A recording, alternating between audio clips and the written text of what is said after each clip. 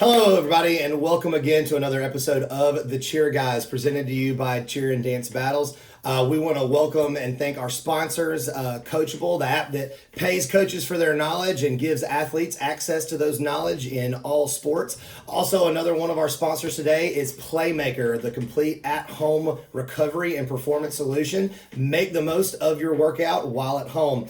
My co-host, as always, today is Mr. Chase Brett. Chase, how are you today, man? Man, I'm awesome. And thanks again to those sponsors for making this possible. We have some really cool episodes that we've been doing, special guest episodes where we bring on people that are friends of ours, that are big players in the industry. And we're so lucky today to have one of the pioneers, legends with us. Thank you for joining us today, Miss Deborah Love. Thank you. Thank you so much for having me. I'm so excited to talk with you all today. Oh, well, we're the ones who are excited. We're all over here kind of fangirling and just saying we're super absolutely about the knowledge that we're fixing to soak up, and our listeners are going to get the privilege to soak up. So what we're going to do is, I kind of said this in our last podcast before, but if somebody's been under a rock for the past 2 or 3 decades and they don't know who you are, let's try to get them to know who you are by starting from the beginning and give us a quick version of how you got into the sport and where you started. Okay, well, I started a long time ago, 54 years ago, when I was a little girl.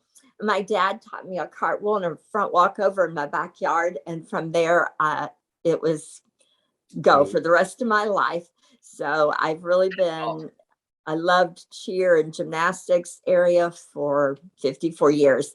When I was young, I competed from 7th grade all the way through college in track, gymnastics, and cheer. And I loved every minute of it. I can't really remember, and this will go later. I don't remember all of our competitions. I remember that we competed, but my memories are of the games that we did, the sideline time, the relationship that I made. And I think that's really important that people understand that. That's most important than any accolades that you might receive. I had kids after I graduated. I coached a high school team. A middle school team, cheerleading team, Southern Baptist Educational Center in Memphis, Tennessee, for a couple of years. And then my husband finished school and we moved to Louisville. And there I did some parent taught classes while my children were young. Then I started coaching full time when we moved to Lexington with Bluegrass Gymnastics Training Center. We did both gymnastics and cheer, which eventually turned into Kentucky Elite. That's a legendary facility and name that you're throwing out there. That's awesome. Right. Well, one of the first all-star teams was the Bluegrass Tigers, one of the very, very first all-star teams. And they came from our facility. So then we kind of merged into Kentucky Elite Training Center. And I moved from there for the orange and blue. That is right. The orange. Right. Oh, I remember, but I was a late 90s, mid 90s, late 90s, getting into all-star and college cheer. And I remember anytime we saw that orange and blue Kentucky Elite in the large co-ed, because there was the size and whether you were co-ed. And I remember going like, well, we might get second. Yeah. So I moved for a few years to Pep Club, which was the blue and gold in Lexington, which again eventually turned back into Kentucky Elite. So that's where I ended up. After I left there, I have been an international clinician for the last several years. I did coach. I've worked with the University of Kentucky for 15 years in their tumbling, but for 2.5 years, I was also an assistant coach until 2018. From then, I've just been traveling full time. Of course, the last 2 years have been a little crazy, but my goals are for kids to have a positive experience, to do it in an environment where there's as few injuries as possible through conditioning. I feel like a lot of times we put skills on bodies that are not ready for the skills. Therefore, I'm really big in conditioning. Mm-hmm. Yeah, that speaks to the athleticism of, the knowledge of the athleticism of our sport you have to have in order to, coach it. Where did you pick up on that, Debbie? Where was it in your career? Did you start to go it's about the mechanics, the body mechanics of the fundamentals that really create the amazing athletes. I was, when I was in college, I had a coach, Mr. Leonard Bryson. He was my gymnastics coach, and he taught the kinesiology classes, and no one had ever made an 100 average in his class. So you don't dare me to do anything. So I took the classes and ended up with 100 average in each class. And my love for kinesiology was really kindled then. Cool. Oh, wow. And that's what That made is so my much heart. I love it. It made so much sense to me. First time she came to our gym and did a clinic, she broke down the posture and the body lines and how the body works in together to create the power that you need to execute the skills easier. And so all that stuff was, it fascinated me when I first learned it, because I'm just an old country boy that flipped off of I don't remember what I flipped off of my first time I did a flip, but it wasn't a cheer mat. I guarantee you that. So I loved it. I think a lot of us don't understand how much the proper posture equals the proper power of our body. And yeah, exactly. But everyone roll your shoulders back a little. I mean, you even had a sports bra design to help with posture. I did. That's awesome. Yeah, it was based on my rubber band technology, where I put the 2 rubber bands on like a jacket, and it pulls your shoulders back into proper alignment. I have learned that is so important, especially as I've gotten older, because I find a lot of people my age, I'm 66 now, and a lot of people as they age, they get hump-shouldered, and a lot of things happen. And so I found that, I have to do like 20, 25 minutes of exercise, specific ones a day, to keep my body fairly limber, and posture is like super important. So. Well, and I know you have all kinds of different educational platforms to talk about that, books, websites, the whole nine. And I would advise any of our watchers, listeners, go check it out. It's worth it. Loveoftumbling.com. It is absolutely worth it. Thank you so much for that. Here's one thing that kind of leads into that. With the way that you're viewing the sport now, I asked you kind of prior to this to get some talking points about the influencers in our sport. And you kind of made a point that there were several and that you like several. And so instead of naming names, I mean, feel free to drop some if you feel they deserve it. But at the end of the day, what are the characteristics of these influencers that you feel are really important for us right now? Well, it kind of gets into something that probably we're going to talk about later, but I am more into the character of the people that are leaders. I am not into how many championships they've won, or, how many athletes they have in their gym. I am really into what kind of people they are. Are they empathetic people? Are they people who put themselves second? Are they people who love their kids and concentrate not on the skills of the kids, which leave eventually? I mean, I couldn't do anything right now if you asked me to, because I can't physically, because I have 2 fake hips, so I'm not allowed to. Oh. But my character is what stays with us the rest of our life. And so I think those coaches and people that are prioritizing the athlete's safety, mentally, physically, emotionally, the psychosocial, all of that really plays into what I feel are influencers. I am on the board of directors of the Usasf, and I will tell you that our board right now is amazing. The people on there are truly out there for the best interest of our kids. We're willing to take steps that may not even make people happy, but they're best for the long term of our athletes. And that's what we need to be looking at. Physically, I'm really into that. Mentally, I'm really into that. We have to protect our athletes in every way possible. So the influencers are the people right now that are making policy, that have open ears, and we have open ears to everyone in the industry. So if anyone out there has anything they want to say, or you want me to talk about with you, or you want me to bring up at any one of our meetings, please let me know. Everyone needs to be a part of our regional meetings that we have, all region meetings. We have them once a quarter. And, everybody's voice needs to be heard. And I don't think everybody Absolutely. really. No, I completely agree. And thank you for that. That's what everybody needs to hear that right now. And I agree with you. The mental health right now, after going through the pandemic, people have gone into some really dark places. They feel very alone. The separation anxiety, all these things is a big deal right now. So I agree. And athletes have made a turn as well. Several of the coaches that I work with, I do a lot of work with the Georgia high school cheer, and it's very different atmosphere down here with the way they do their system.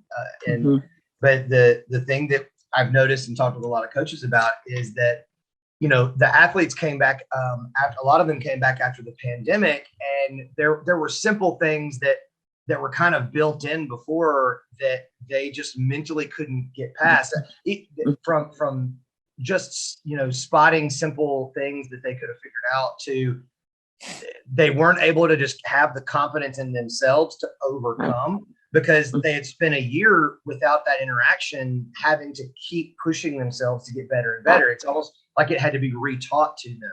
Oh, absolutely. I'm actually speaking to the Georgia High School Association in March.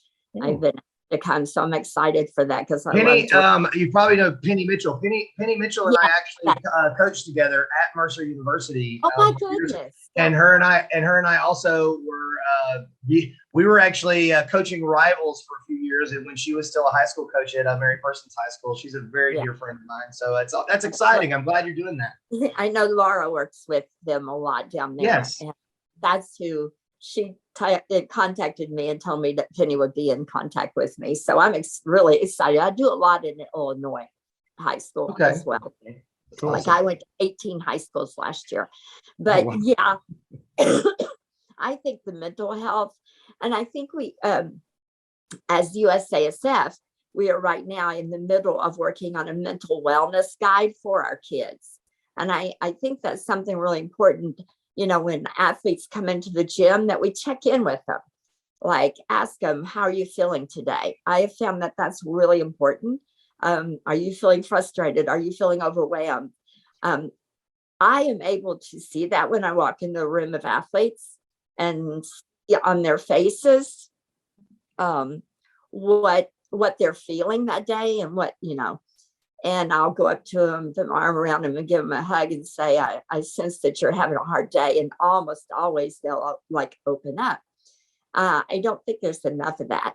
We need to be communicating personally, not text, not social media, but we need relationships is where everything is. That's the most important thing, right? And building a relationship with each one of those kids so they know that you care about them completely as a person. Totally agree. Absolutely.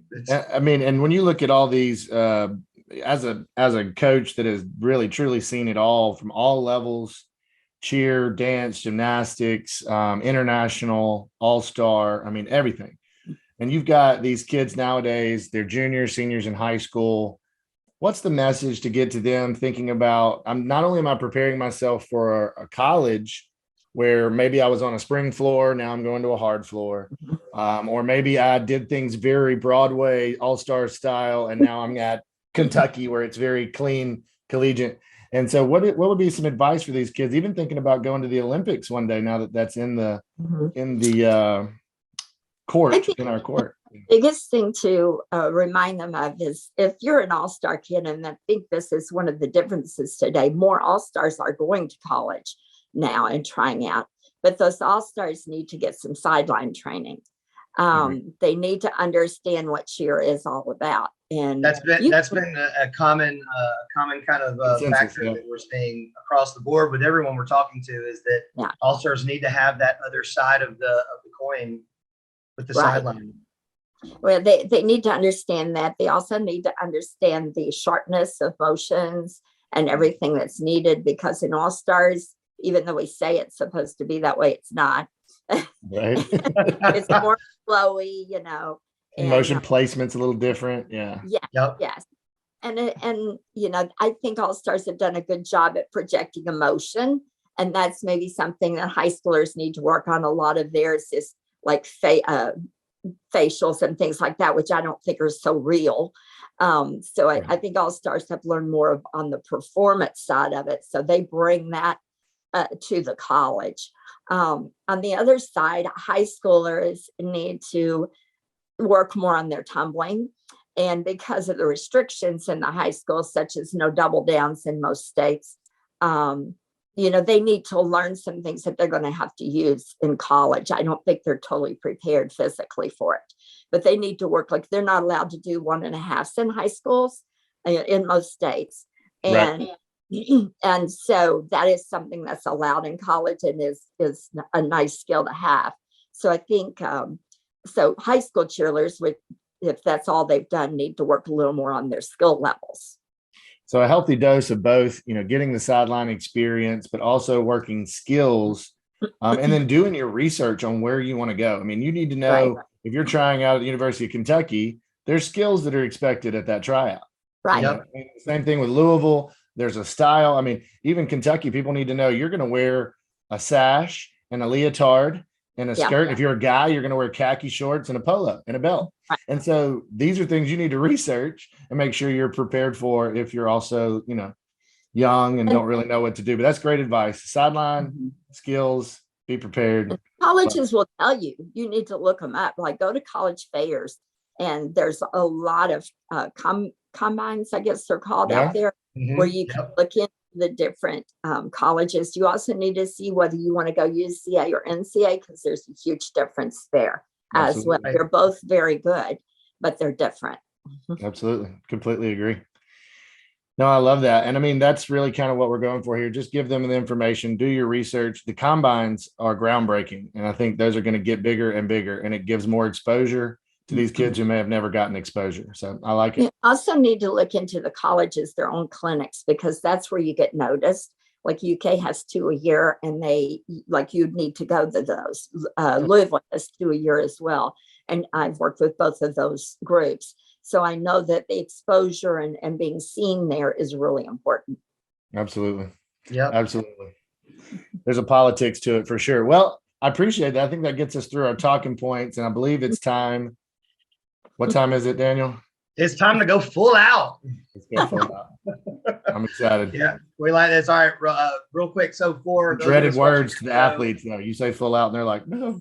Yeah, they don't want to do it. Well, we make going full out a little more fun. So for those watching our show for the first time or don't know, this is a segment where we bring up some not really surprise talking points, just some things we know that our guest on the show is familiar with, but we want to hear them go full out. We want to hear their knowledge, and they're not prepared for this. This is something they don't know, so it's not quite the same as going full out in your routine. But Miss Debbie Love, are you ready to go full out? Sure. All right. So our first topic, one that's dear to my heart, and we are being timed on this. We're going 2.5 minutes. So sports psychology from a kinesiology standpoint, which I know you're very passionate about. What is your solution for helping athletes overcome true mental fear challenges that prevent them from moving forward after injury? So post-injury, what's the solution for getting them past it and moving forward? Okay. This is longer than 2.5 minutes, but I'll try. All right. If you go over, it's fine. You go for it. I'm going to very oversimplify things. There's 2 sides to your brain. There's a cognitive side and an emotional side.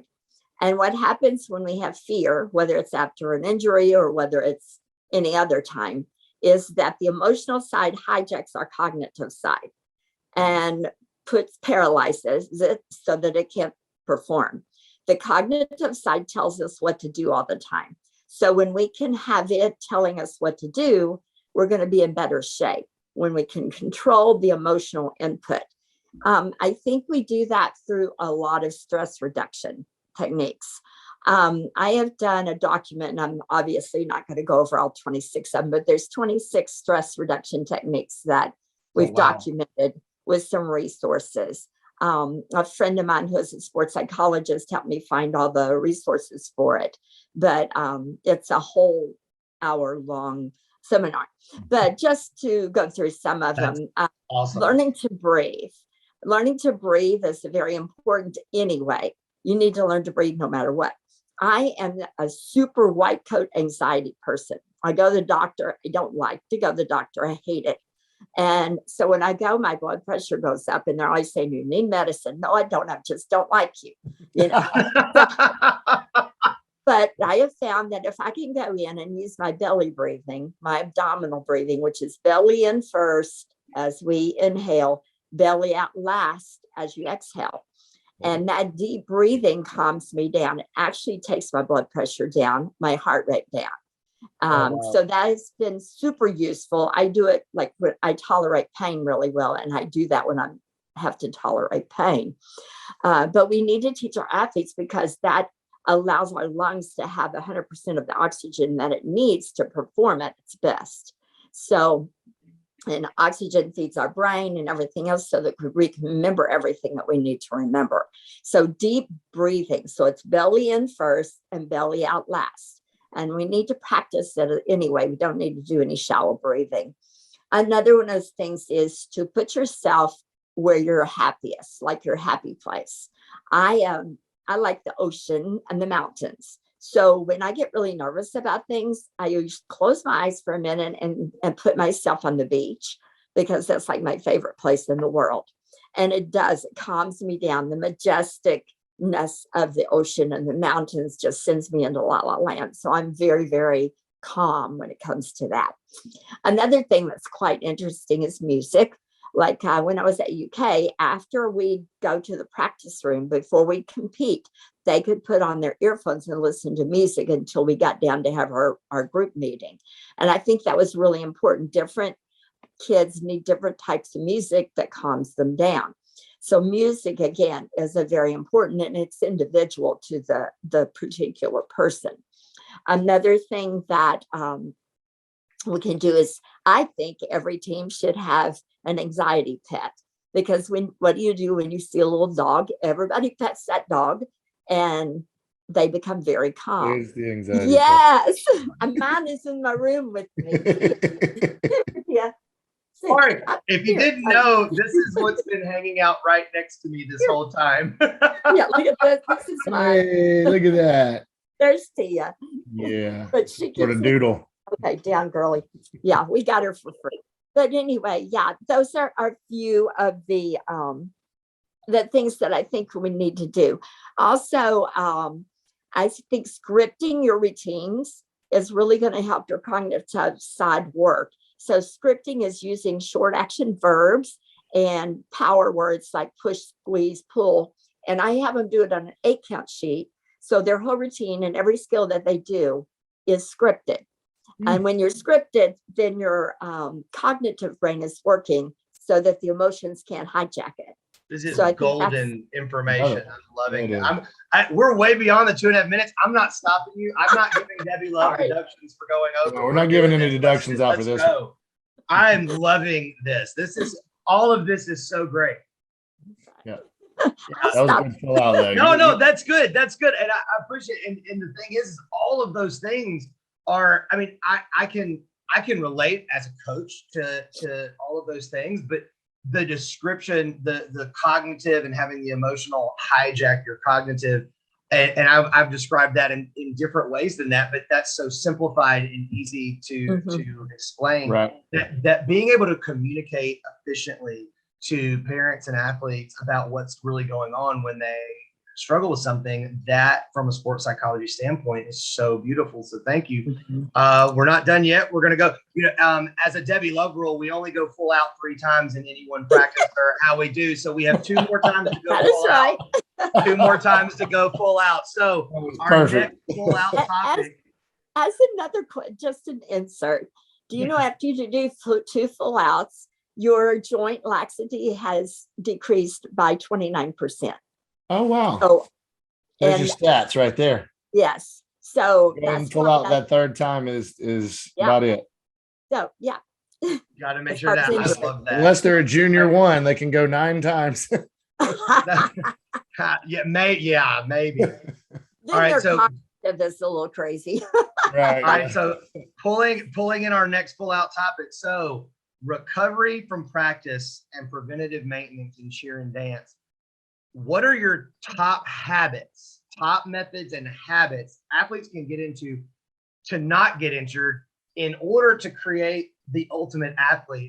Ultimate athletes, I believe, are not able to come in and actually form at between ages 12 and 15 and 16. They're good, but you really need your upper teenage up into your early 20s to become that ultimate athlete. So what are those habits and methods in the teen years that these kids can do to get there? Eating nutritiously, not eating a lot of junk, definitely eating though, nice, well-rounded meals. The second thing, they need a condition. It needs to be a part of their everyday experience. They need a condition, but they need to condition appropriately. If you are a cheerleader, 77% of what we do is anaerobic.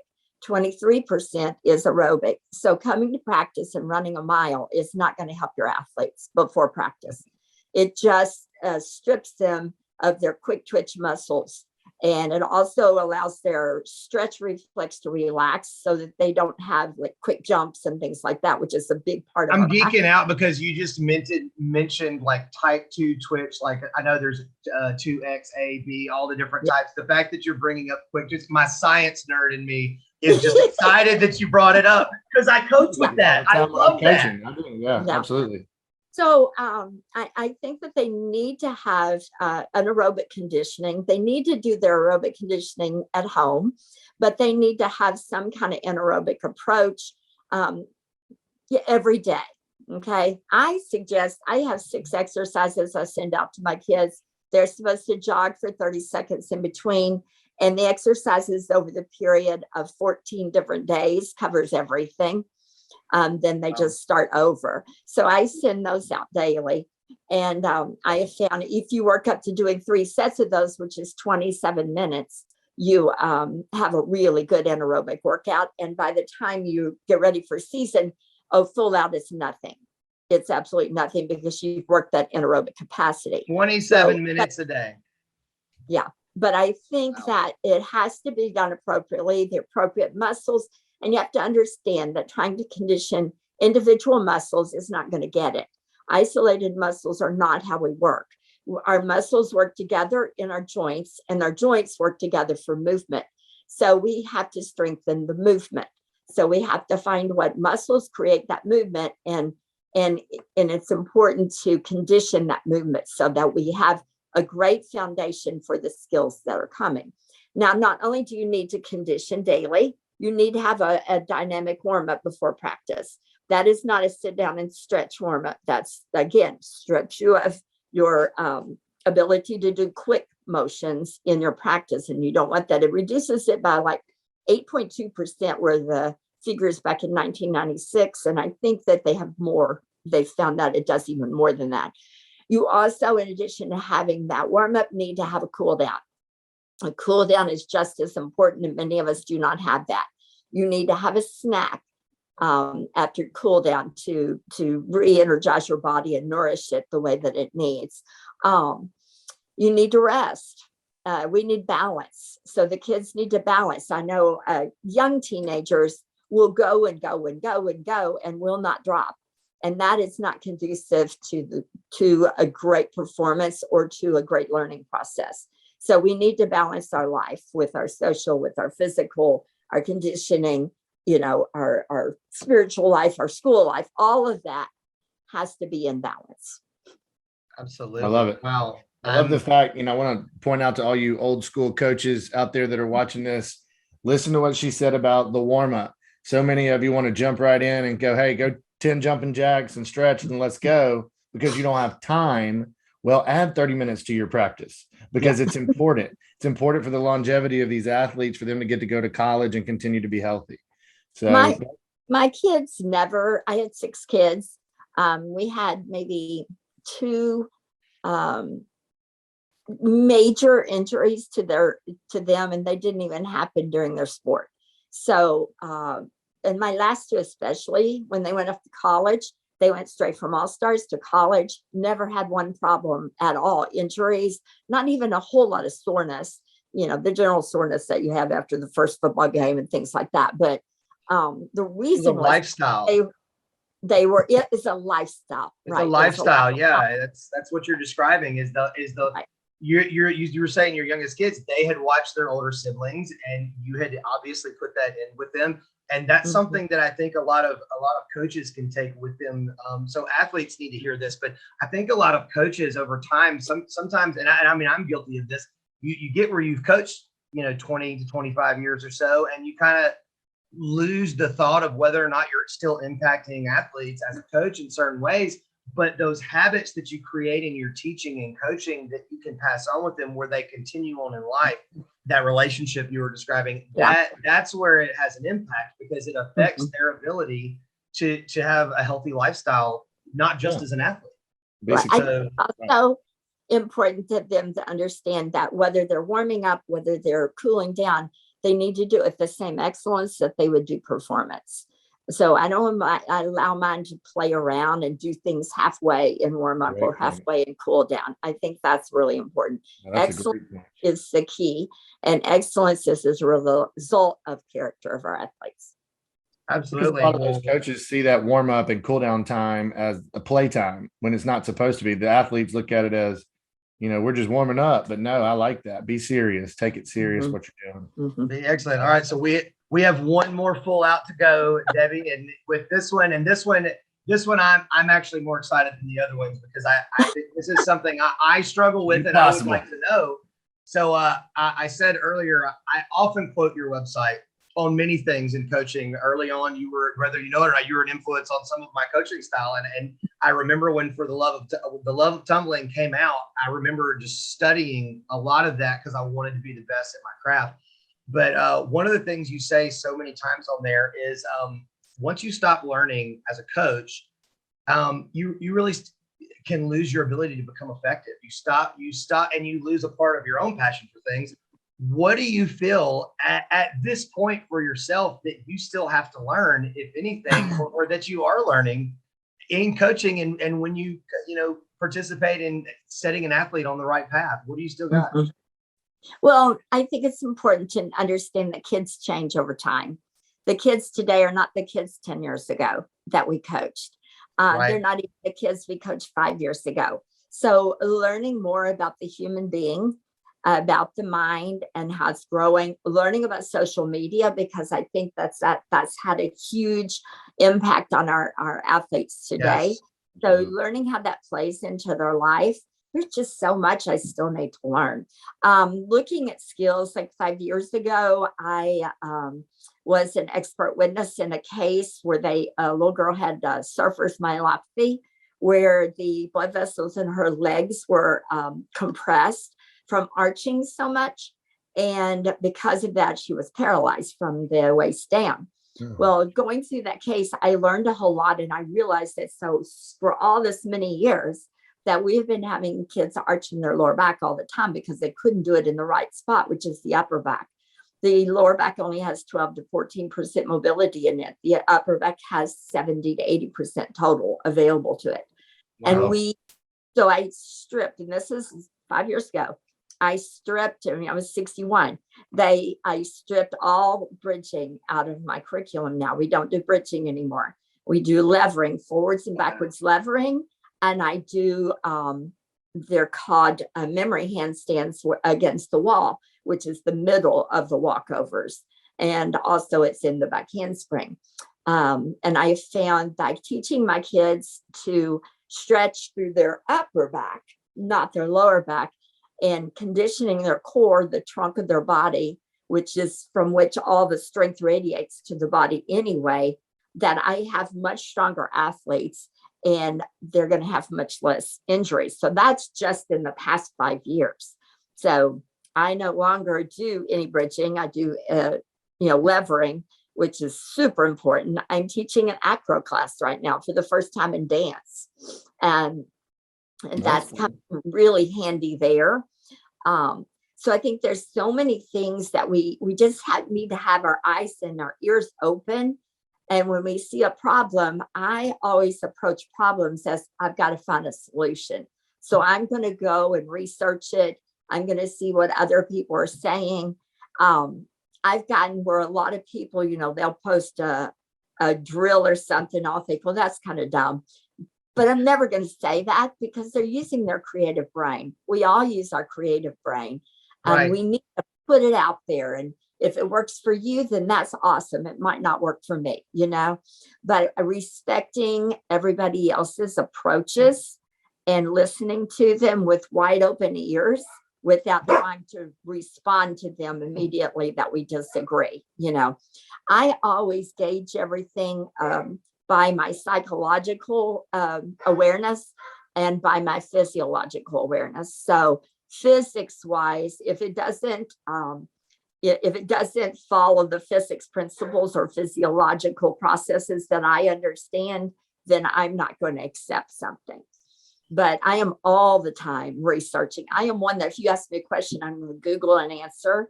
And if they don't give me an answer I want to hear, I'm going to go look elsewhere until I find something. I have an old book that was written years ago called The Power of Posture. You can't hardly get that book. It's in print still, but it's hard to get. I got one off of Amazon just to make sure I had another one.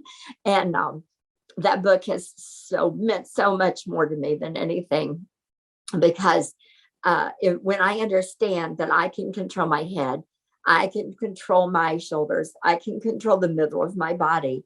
And when I can have control of my whole body, I'm going to be a much better athlete. Then also by studying the psychological aspects, I know I can understand that. And I know I can grasp hold of my mind and my emotional input.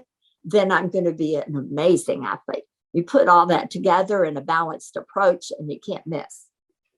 I heard that. That was great. Wow. I'm definitely just, I'm happy just to be on a call with you. Like I know we're recording and we're doing our show, but hearing all of these things, I mean, you've given me at least 3 things in my current training with athletes that I have. I have coaches who, I mean, I want to call this afternoon and say, okay, change this now. And like, I mean, it just, because it makes so much sense. And see, and that's, again, guilty of getting in a place where we've done things a certain way for so long. I mean, I hope when I'm 66, I'm able to look at things with the open-minded and eared approach that you're describing, because it's very easy to get in a set way of doing things and say, well, my way is the way of doing it, when there are so many things to discover still about how to improve, because it always comes back to being about the athlete and the relationship of how you can learn for the athlete and communicate to that athlete. That's right. Awesome. We have to listen to their bodies, listen to their minds. Right. And that's why we had you on today, because we're trying to get people on that are going to help benefit our sport, that are going to bring a positive light to what we're doing here. There is so much about the sport of cheer and dance that people don't get to see behind the scenes that is, incredible. It's why we do it. We've dedicated our lives to it. And so we're trying to share that positive light, and you have been amazing. I know you said that you weren't doing any clinics anytime soon, but if you could just kind of let us know, for the love of tumbling, where to find you and how to keep up with you. I have several planned next year. The first one is in March. I'll probably do some international travel the first of the year if we're allowed to.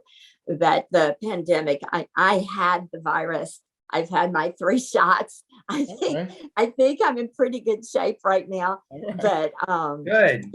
I haven't done a lot of traveling simply because I didn't think it was wise. But next year is a different story. Cool. Well, we'll be looking forward to next year for sure and all that. And hang out with us. We're going to talk a little bit after the recording's over.